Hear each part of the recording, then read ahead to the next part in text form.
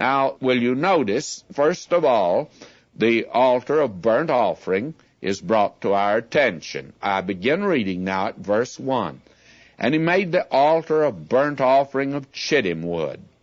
5 cubits was the length thereof, 5 cubits the breadth thereof. It was 4 square, and 3 cubits the height thereof.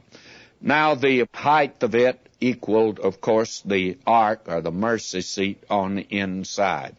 Here was where the victim was offered, and that was the judgment of the sin of the individual that came. Or, in many cases, it was the nation that was in view.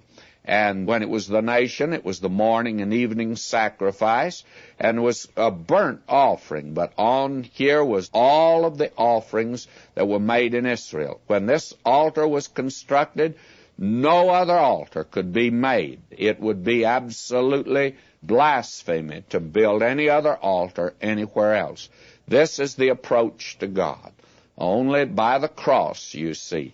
Now it's 5 cubits by 5 cubits. That's the largest article of furniture, as you can see. Actually, 7.5 feet long, 7.5 feet wide, and 3 cubits, which would mean 4.5 feet high.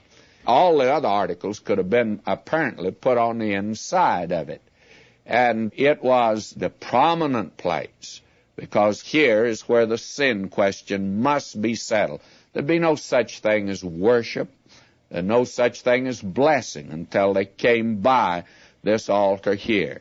Now the horns speak of strength, the ability of Christ to save. And now we have instructions here concerning the details that have to do with the altar. There had to be certain pots and pans and staves and rings and all that sort of thing. And I think there's meaning in every detail, as we've said.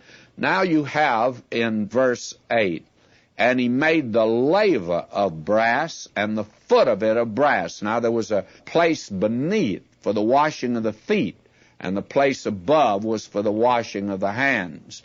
And it was made of the looking glasses of the women assembling, which assembled at the door of the tabernacle of the congregation. Now those mirrors were made of brass. In that day, mirrors were high-polished brass. And women hadn't changed. They carried mirrors in that day, and I guess they were much heavier than some of the pocketbooks that some of the women carry today. But in that day, they had that which was heavy, you see. But the women brought their mirrors, and the brazen laver was made out of those mirrors. The mirror represents the Word of God. It's the Word of God that shows the believer that he needs cleansing, and the laver's there for the cleansing. You have the same thing in your bathroom. You have a mirror, and beneath the mirror, you have a wash basin. Now, the mirror doesn't wash it off. The law today won't save you. You can rub up against it all you want to. But there is a fountain filled with blood drawn from Emmanuel's veins, and sinners plunge beneath that flood, lose all their guilty stains. Now these are the 2 articles of furniture that are in the outer court.